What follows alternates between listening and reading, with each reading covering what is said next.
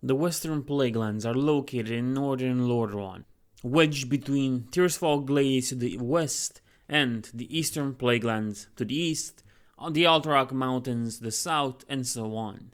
It is a reclaimed portion of the tainted lands of the former Kingdom of Lordaeron, predominantly held by the Burning Crusade, though the land is still haunted by the remnants of the undead scourge.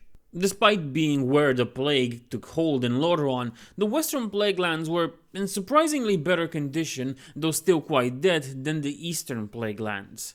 But nonetheless, it was the death of many aspiring adventurers that got welcomed by vicious bears. But enough about introductions. Let's begin with our history of the Western Plaguelands. The area now called the Western Plaguelands was a beautiful forested farmland east of Tearsfall Glades, stretching from Lordaeron in the west to the Eastworld in the east. The town of Harglen was the seat of the regional administration, while the town of Anderhall was the center of grain distribution in Lordaeron's northern provinces and boroughs. Knowing that the quickest way to spread the plague of undead would be via the grains exported from Anderhall, the necromancer Kel'Thuzad and his cult of the damned infected the grains with the plague and set up 4 massive plague cauldrons in the fields of the area's 4 largest farmsteads. As Lordaeron collapsed, the farmlands and the forests began to die. The trees in the Plaguelands pulsate with tumor-like growths, and the needles of the pines are a sickly brown. With the kingdom collapse, the Scarlet Crusade attempted to salvage what little of their lands remained, taking possession of Marenhold Keep and Harglen as a regional headquarters. In the year 24, the Crusade invaded an unnamed settlement, killing its living inhabitants. Sometime later, after the fall of the Scarlet Crusade and the war in the Outland, the fight against the Scourge was brought to Northrend, and victory claimed by the Ashen Verdict. The town of Harglen was reclaimed by its former lord and leader of the Argent Crusade, Tyrion Fordring. It now serves as the main base of operations and training grounds for the Argent Crusaders in Lordaeron. The plague covering the region was mostly dispelled during the Cataclysm thanks to the efforts of the Cenarian Circle. Although life started to emerge once again, war still raged in places such as Anderhall and Gahorn's Withering. After a battle for Anderhall between the Alliance forces, commanded by the Death Knight Tarisian, and the Horde Forsaken, commanded by Sylvanas Windrunner and the Death Knight Kolitra Deathweaver, the Forsaken managed to gain control over the city of Anderhall, casting out the Alliance and ending any Scourge presence. During the Fourth War, Commander Ashlam Velarfist led an Alliance army from the region towards Hillsbrad and the abandoned town of Strombrad, where Horde forces were waging a guerrilla campaign in an effort to slow their advance. Following the war, the Argent Crusade is still active in the Plaguelands. At Harglen, Marenhold Keep has become a training ground for the new recruits. The Crusaders' reports in Kerdaro and Scholomance were still active and in operation as a school of necromancy under the control of Dark Master Gandling. And as always, now we look at the best part of Warcraft lore, the RPGs. The Western Plaguelands, like their eastern counterparts, were once fertile and beautiful, but are now grey, blighted, and noxious. Once at its border, you can see how the land itself grows darker, and a baleful shadow seems to engulf the horizon. There are a lot of terrible stories about these lands, so it is advised to travelers to proceed with caution, because even the air is an enemy in this accursed wasteland. Undead wander the land and haunt the abandoned towns and farmsteads. The largest Scourge city here is Anderhall, beneath which is an underground complex housing the undead school of necromancy. The Scarlet Crusade strikes against the Scourge from Harglen.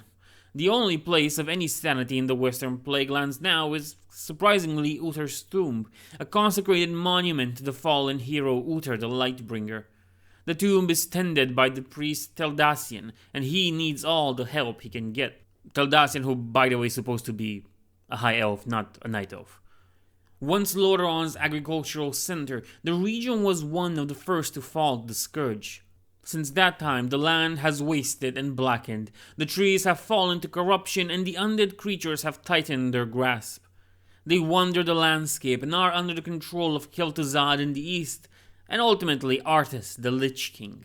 Scourge forces slay all living creatures within their realm. The Scarlet Crusade also maintains a presence in the Western Plaguelands, albeit they are just as nutty as their eastern counterparts. They struggle valiantly and foolishly against the Scourge and send occasional patrols into Tirisfal who end up killed by the forsaken dreadlord Varimatras. The Western Crusade is led by Tarion Fordring and the human priest, High Inquisitor Isilin, who is completely insane, devoted to destroying all undead and anyone else who may carry the plague, evil or good. He is a thoroughly unpleasant individual, wholly absorbed in his mad, vengeful campaign, who is manipulating Talion to fulfill his will. Tirion Fordring, the former paladin governor of the region and father of Talion, freed an orc prisoner some years ago and was banished for it. Since then, he has been wandering the land, lending help when he can.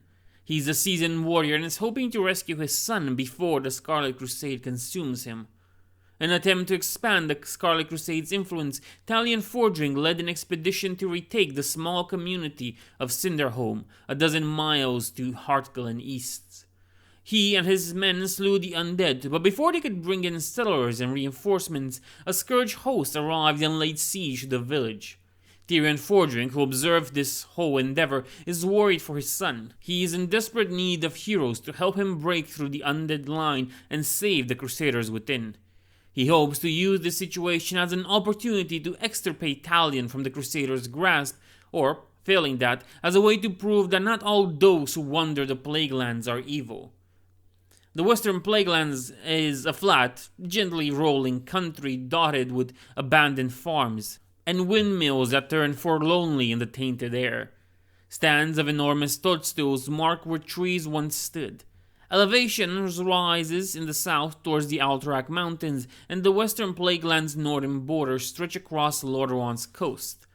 The land resembles the Eastern Plaguelands in most respects. The earth is grey and sick with blight, the trees are corrupted and transformed into enormous spotted mushrooms, and the same toxic mist that pervades the Eastern Plaguelands hunts this realm as well.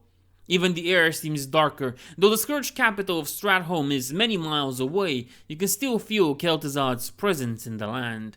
Undead monstrosities roam the land and infest the ruined farmsteads that dot this flat landscape. Scarlet Crusaders fight a hopeless war against the undead. Lordaeron's Lake borders the region to the southwest. Now we'll be looking at some important locations of the Western Plaguelands, and what better way to start it all with than with Anderhall. After the War of the Trolls, of course, many locations became sacred places, and some of them ended up forming parts of the Kingdom of Lordaeron. Anderhall is no different in that. Prior to the Third War, Anderhall was the distribution center for all agricultural supplies in the northern provinces of Lordaeron, east of the Lordaeron's Lake. It was used by Kel'Thuzad and the Cult of the Damned to spread the plague of undead, infecting the grain there, which was sent to different northern villages in the King's Road and towns such as Heartglen and Stratholme. Consequently, Anderhall was gripped by the original outbreak of the plague, but remained uncontrolled by the Scourge agents. When Prince Artus Mantle and Jaina Proudmoore entered the city to investigate, they found the burning buildings and no villagers nor undead. Suddenly, Kel'Thuzad appeared to tell them who he was and what he has done, but quickly escaped. The Prince of Lordaeron initially searched the city for the empty granaries and then resolved to kill Kel'Thuzad. Galloping north of the city, Artus killed any undead he found, and when he discovered the necromancer, he killed him too.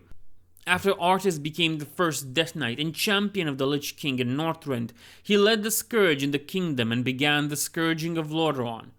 After the fall of the capital city, Artus set out to Underhall to recover the remains of Kel'Thuzad as per his new instructions from Tichondrius, expecting no one but undead at the charred timbers around the city. However, despite the horrifying conditions, Underhall was one of the few places in Lordaeron still under Alliance control.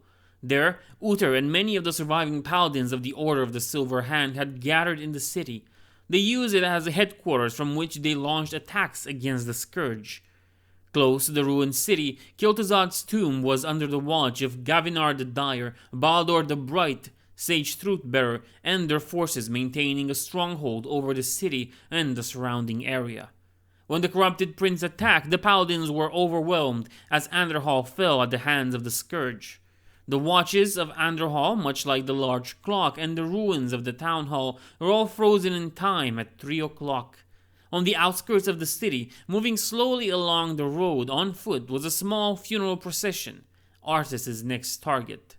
The Death Knight marched against the military funeral of several men in armor in a single file, with Uther the Lightbringer in the center carrying the urn of King Terenas. The former teacher and student dueled, and the Death Knight managed to kill Uther and take his father's urn. The desperate defenders of the city, seeing no hope or rescue, had set the city ablaze so the Scourge couldn't raise more warriors. The city, however, remained in the hands of the Scourge for years to come. Following the defeat of the Burning Legion and the consolidation of the Western Plaguelands by the Scourge, Anderhall became a regional bastion, effectively separating the lands of the Lich King from those still under mortal control. Later, Anderhall became the headquarters of the Lich Araj the Summoner, who used the ruined city as a base of operations, from which he oversaw the use of mighty plague cauldrons situated throughout the Western Plaguelands. The roads leading north of Anderhall were occasionally patrolled by forces of the Scarlet Crusade, either survivors of Anderhall or troops sent from nearby Heartglen. The flow of time was disrupted here, and Chromie speculated to be the workings of the Scourge. During the time of the invasion of Outland of the Burning Crusade, Anderhall was invaded by Maddox and an army of mercenaries and the Argent Dawn. However, the army consisted of just 100 soldiers, and they were easily beaten back by the Scourge. After the Shattering, both the Alliance and Forsaken forces started making major efforts to expel the Scourge from Anderhall. The ruined city became a war zone between the Alliance under the command of Tarisian and the Forsaken under the command of Kolitra Deathweaver. The Alliance established a hold on the southwestern side of the city and reinforced by Chilled Wind Camp. The Forsaken obtained a strong front on the northeastern side of the town. Araj the Summoner leads what remains of the Lich King's forces in Anderhall, their power diminished by the death of their lord. This major conflict in this war effort came to be known as the Battle for Anderhall. The combined forces relentlessly slaughtered Scourge and ultimately slayed Araj. Tarisian and Kolitra exchanged pleasantries and gave each other time before they had to ultimately come to battle with one another. Shortly after, battle was joined, with Alliance militiamen taking the field, having come north to reclaim and rebuild Lordaeron, and in hope of the farmland that was promised but was actually unavailable. Despite this advantage, it was revealed that Sylvanas had been observing the battle and would not have it lost. Using Valkyr, she turns the tide of battle, forcing the Alliance to flee the city. Despite the Forsaken victory, Sylvanas Windrunner was displeased with what she perceived as weakness on Kolitra's part. Knowing of his long-standing camaraderie with Tarisian and the truce they made in the field. Confronting him after the victory, Sylvanas had Kolitra taken to the Undercity so that he can be made to serve the Horde, or more specifically the Forsaken exclusively, without any regard to his prior service to the Knights of the Ebon Blade. Following this, let's look at an island and a ruined keep located in Darrowmere Lake in the Western Plaguelands, Caer Darrow. The fortress of Caer Darrow was built long ago by humans. It was also the site where an ancient High Elven runestone was placed. At some point, it became part of the Kingdom of Lordaeron. During the Second War, the island was invaded by the Horde, the fortress sacked, and the sacred runestone captured. The stone was hewn into pieces, which were used to create the Altars of Storm, arcane structures which allowed Gul'dan to instill magic into the Horde's ogre allies. When Uther the Lightbringer embarked for the island on a mission of mercy to aid and comfort the survivors of the bloody raid, he was ambushed by privateers from Alterac. In the naval battle that followed, some of the sailors were captured. During questioning in Lordaeron's capital, they confessed their nation's treachery to the Alliance, leading to Alterac's eventual ruin. Following the Second War, the fortress of Caer Darrow was restored. The manor was Barvor's primary residence amidst their far-reaching empire which comprised Caer Darrow, Brill, South Shore, and Tarren Mill.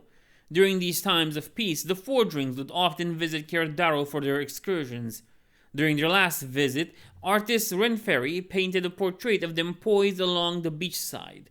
As the years closed to the Third War, the aristocrats became depressed, greedy, and rageful. After decades of rule, in order to preserve their fortune and hold off the land well past their lifespan, the Barovs made a deal with Kel'Thuzad, leader of the Cult of the Damned.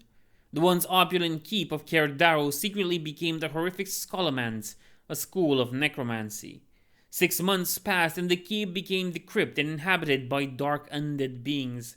Acolytes of the cult learned their craft, while the family servants were used as experiments for the plague of undeath. Finally, while the scourge did not even yet fully exist in Lordaeron, a devastating disease, which was not the plague that the scourge would employ later, but an experiment from Scholomance, was unleashed and ravished Caer Daro before a visit from Uther the Lightbringer was scheduled.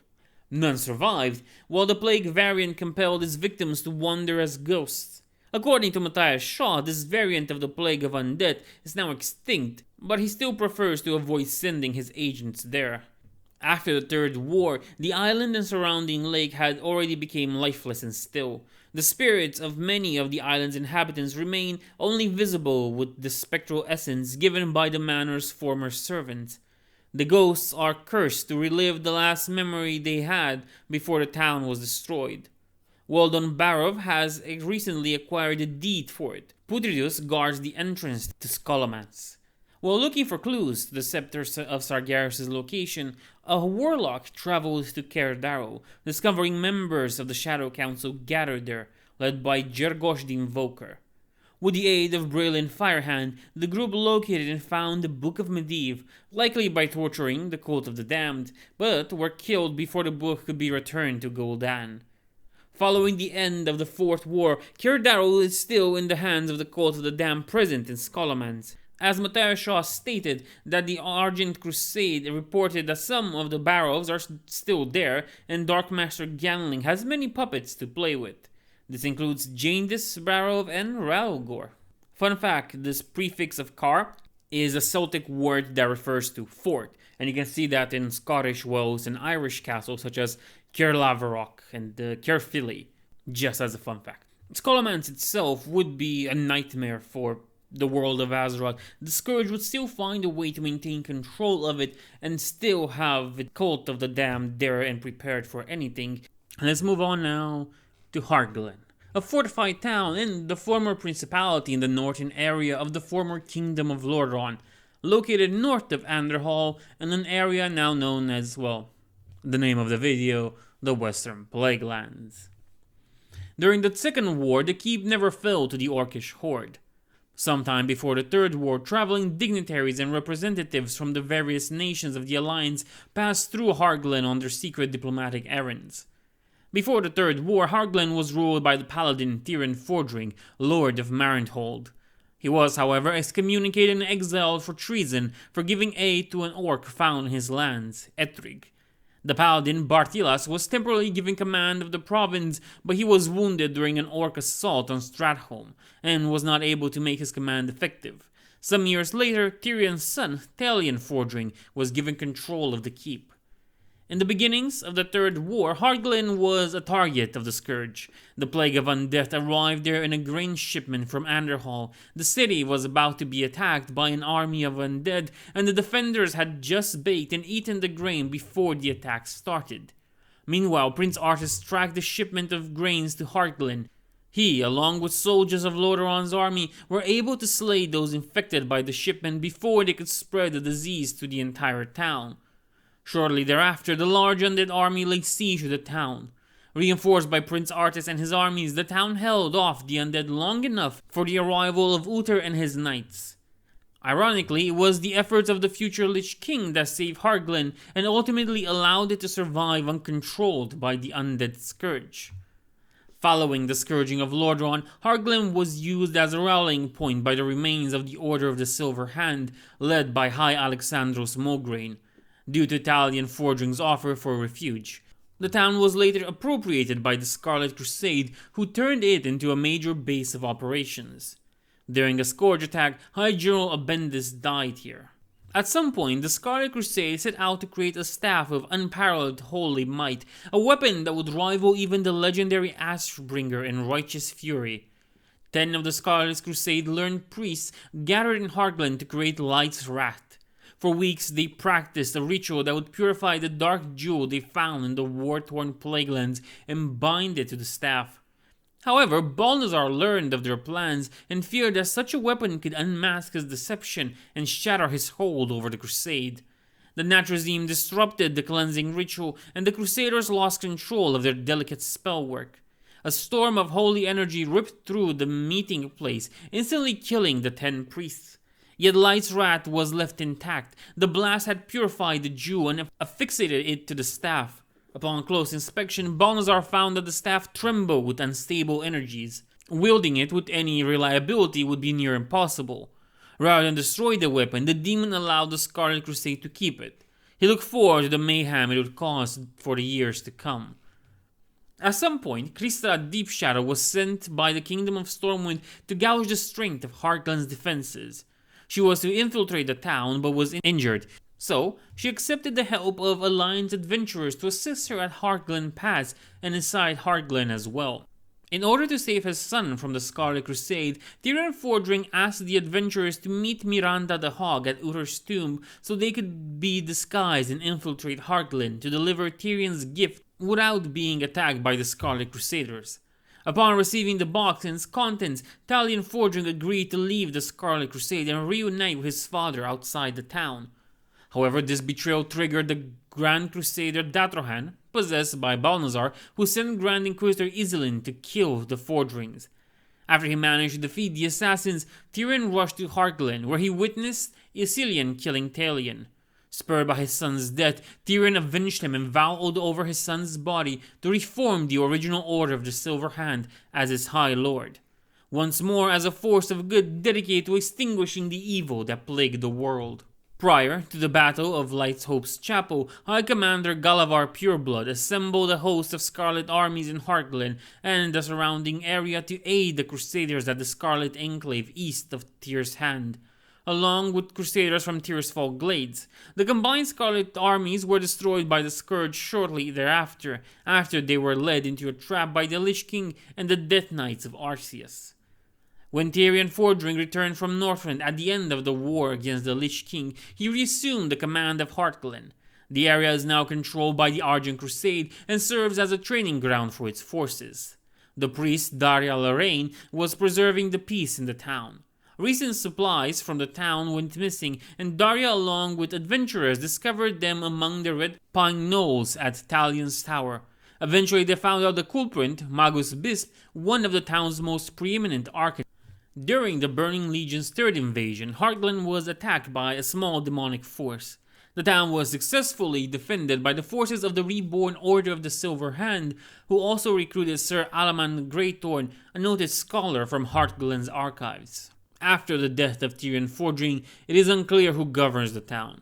Following the Fourth War, the keep now still serves as the training grounds for the troops of the Argent Crusade. According to Matthias Shaw, it's in the keep of Heartglen that the book The Light and How to Swing It, written by Uther the Lightbringer, was kept for a time. And finally, let's look at, in my opinion, the most important monument in the Western Plaguelands, Uther's tomb, the only bastion of light in a dying land.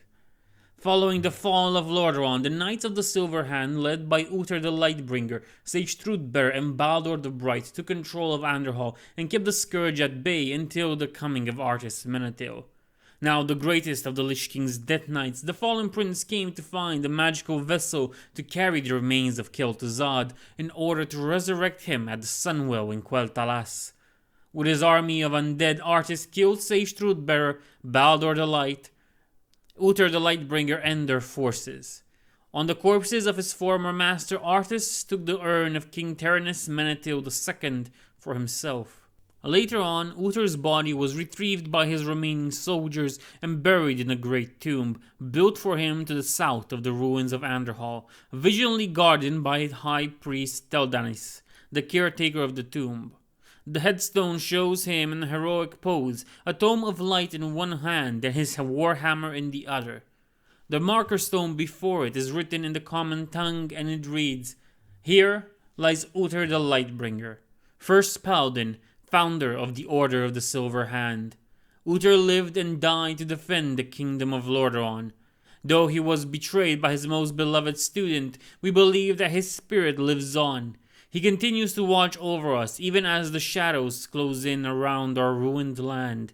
His light is the light of all humanity, and so long as we honor his example, it shall never fade.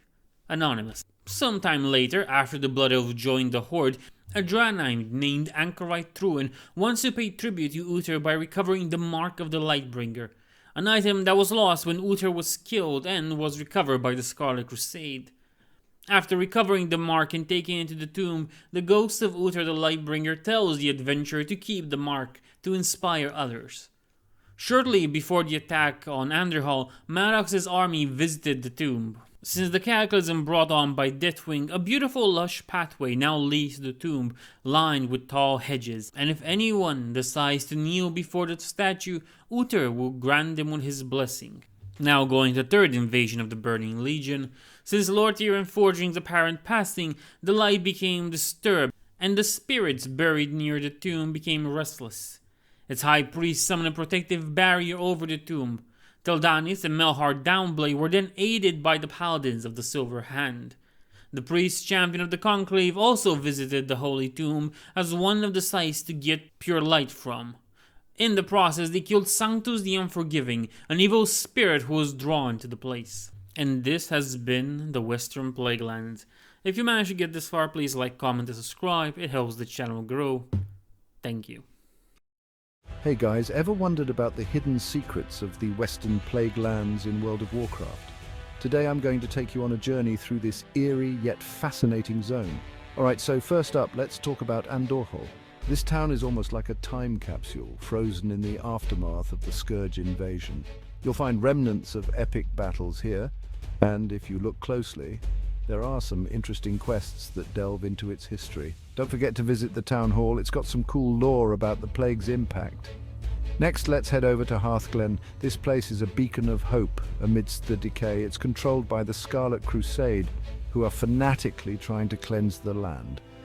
They're a bit extreme, but it's worth exploring their storylines and seeing their perspective. Plus, the architecture here is pretty impressive, almost like a medieval fortress. Now, if you're into hidden gems, you've got to check out Scholomance. This dungeon is packed with lore and powerful loot. It used to be a school of necromancy, and you can still feel the dark magic lingering in the air. The bosses here have some of the most interesting backstories in the game, and the atmosphere is just spine-chilling. For those of you who love a good challenge, the Plaguewood is a must-visit. This forest is infested with undead, making it a perfect spot for grinding and testing your combat skills. But be warned, it's not for the faint-hearted. The deeper you go, the tougher the enemies get, and the more rewarding the loot becomes. Finally, let's not forget the wildlife. The Western Plaguelands are home to some unique and eerie creatures, from diseased wolves to mutated bears. Each encounter adds to the zone's dark, haunting ambience. And hey, if you're a hunter, there are some rare pets you might want to tame. So there you have it, folks. The Western Plaguelands are more than just a desolate wasteland. They're a treasure trove of history, challenges, and hidden secrets. Next time you log in, take a moment to explore and appreciate this underrated zone. Who knows what you might uncover? Thanks for watching. Don't forget to like, subscribe, and hit that notification bell for more World of Warcraft content. See you in Azeroth.